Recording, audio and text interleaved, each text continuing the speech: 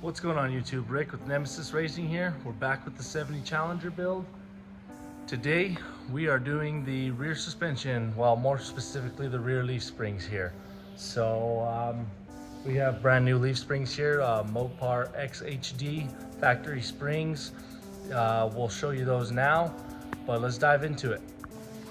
All right guys, so rear leaf spring replacement. We got this side already done here. So we're gonna break it down and we're gonna show you how to remove and replace this passenger side here. Let's take a look here. We got the original leaf spring here. As you can see, we have 1, 2, 3, 4, 5 leaf packs here. This is an original 318 car, so it came with a lighter duty suspension. This is an 8 3/4 rear end, Mopar rear end. If you look here, the new XHDs that came on like big block cars and Hemi cars, 1, 2, 3, 4, 5, 6 leaf packs here. So we got the car up. We're gonna go over the steps to replace this. First place you wanna start when doing the leaf springs is remove the rear valance here. As you can see, with the rear valance still on the car, you're not gonna have enough room to get up in here and remove the shackle. But step one, you wanna go ahead and remove this bottom plate that mounts the leaf spring to the axle. Depending on the age and wear and tear on the car, these can be a real pain to get off. I've already started loosening them here, but they are not gonna come off. So we're gonna go and cut these off. These are getting replaced anyways. You should always use new U-bolts when you change your leaf springs. So let's get some footage of cutting them off. This job can be done with the tires on the car. I did that entire side with the tire on, but that's because I was originally gonna change these recently and I replaced those U-bolts already, but I did have to cut them off. So I'm probably gonna have to remove the tire here to get the inside U-bolt and cut it. So let's get the tire popped off. All right, now with the tire off, we can easily access these with our grinder and get them removed.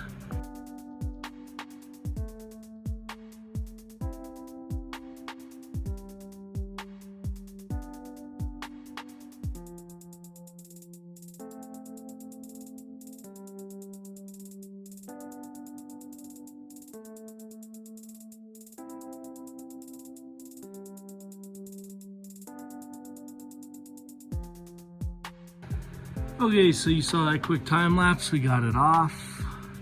We did not hit the rotor. We'll have to clean all this off though, this nastiness. But it's off. Use the cutoff wheel to get a good slit in there and then hit it with the impact and break those U-bolts. We're good to go. Okay, so now what we want to do now that we got the shock plate and the retention plate for the U-bolts off the leaf spring, we're gonna raise up the axle to get it off of there, and then we can start taking the leaf spring off the frame of the car. So let's go ahead and do that.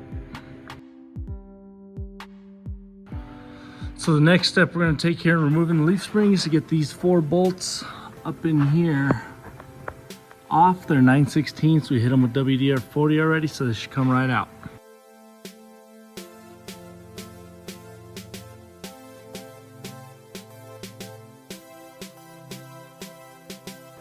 All right, so we got the 4 bolts or nuts off of those studs. What we're gonna do now real quick, because we can't just pull it back, we're gonna loosen the rear shackle and then it'll slide back. So to prevent the leaf spring from falling and hitting us, just gonna loosely thread on a couple of these nuts so that once we loosen the back, it doesn't shift off. So we're gonna go ahead and put these nuts back on just loosely, just a little bit of thread. So that way when we loosen the shackle on the back, this doesn't just slide out and swing and hit us.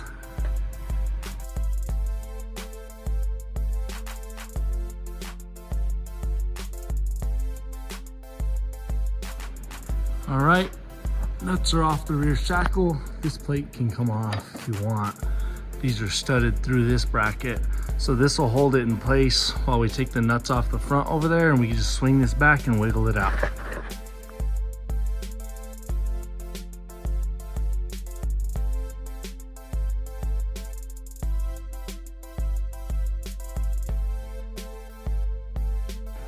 All right guys, well there you have it. Leaf spring is off. Not too complicated, although having a lift does make this job a lot easier. It's not impossible to do on the floor. We'll get those bushings popped off and out now. Let's take a look here at the springs. So down here, we'll get this bracket popped off now. As you can see, the new springs are gonna be a lot heavier duty. Stiffer ride, that's okay though. When you get these XHD Mopar springs, they are side specific. There's one for the driver's side and one for the passenger side. The passenger side takes more torque, so they're a little bit heavier duty here. I guess that's the design from the factory. So let's get this bracket off now.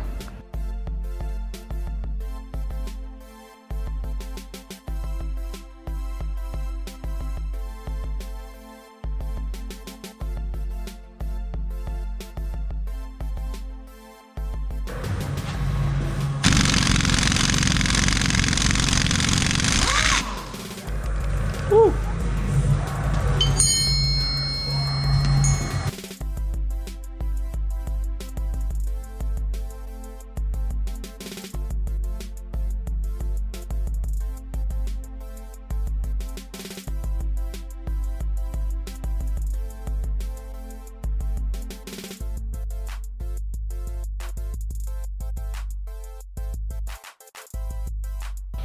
All right guys, well, the GoPro died while we were doing that.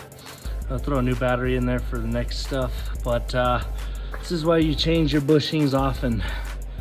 That was a little tricky to get out, but once we were able to hammer it through with this sledge and then that bolt as a punch, it came out pretty good. I noticed that this bracket's a little bent, so we'll reshape that. We're gonna get it all cleaned up and get a coat of primer on it. But yes, this is why you change your bushings regularly. Look how binded up they got. Ruined. We're good to go. All right, let's get this cleaned up. All right guys, we're gonna use this here bench grinder with a wire wheel on it to clean up this bracket. Safety first. Get you some safety glasses or a face shield.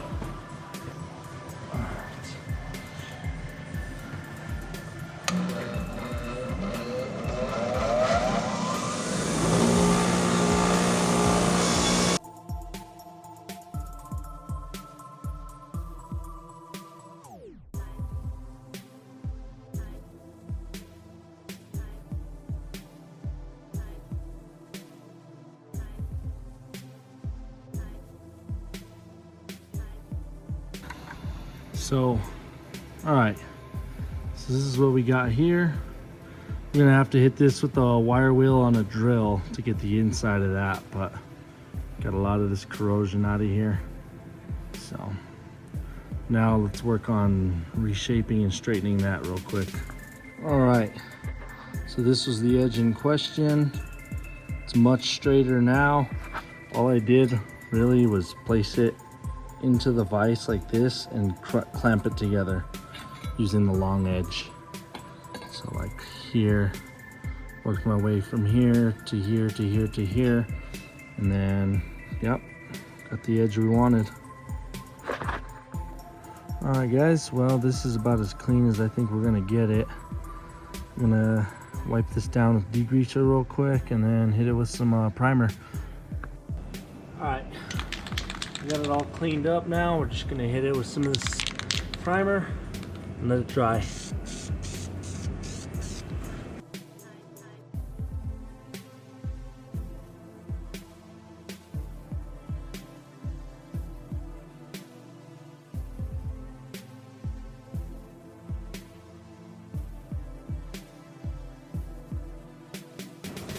All right, well, we'll leave that for now.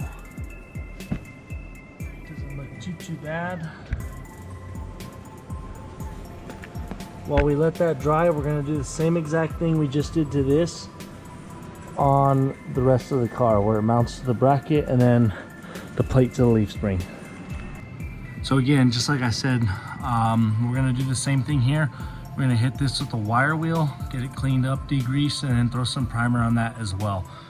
We're not gonna go crazy and paint it. I know the primer I have is green. Take a look at this side. That's what the bracket looks like installed. That's how it's gonna look for now. This car is eventually going to get a full restoration. So with that, we're gonna, strip all this old undercoating off and redo it all nice and black. So I'm not too concerned with the color of these brackets. I just wanna get some corrosion resistance for now. We're gonna go ahead and do the same thing at the bottom of this plate too as we did with that bracket and get a fresh coat of paint on this as well as there. All of certain metal to metal surfaces are gonna get a coat of primer on them just to help with corrosion for now.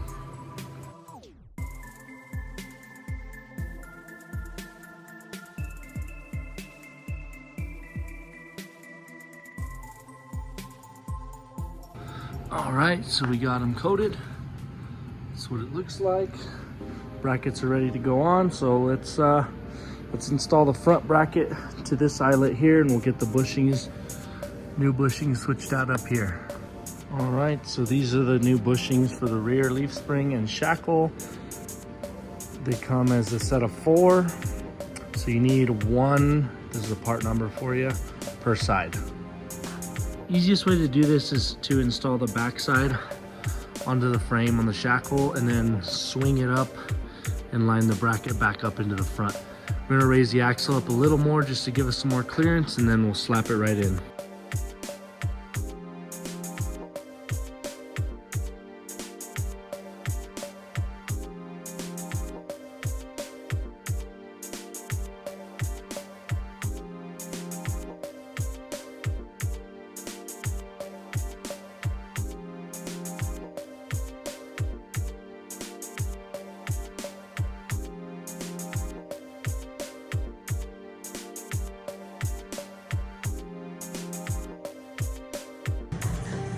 I'm not working harder. Work smarter. Smarter, not harder.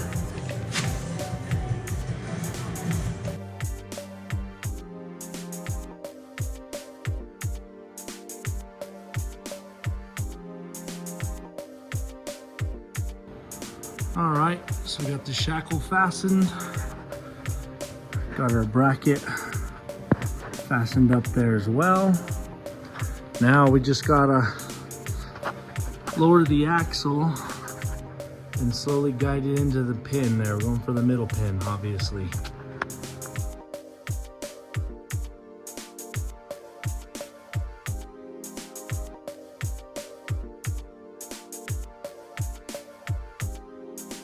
All right, let's check that out.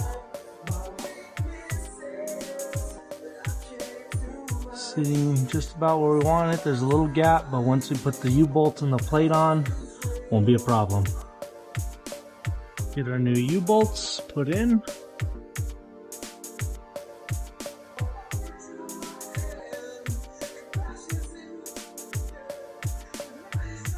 There we go. Yeah, it's a lot easier with the tire off. Did the other side with the tire on, and it was complicated.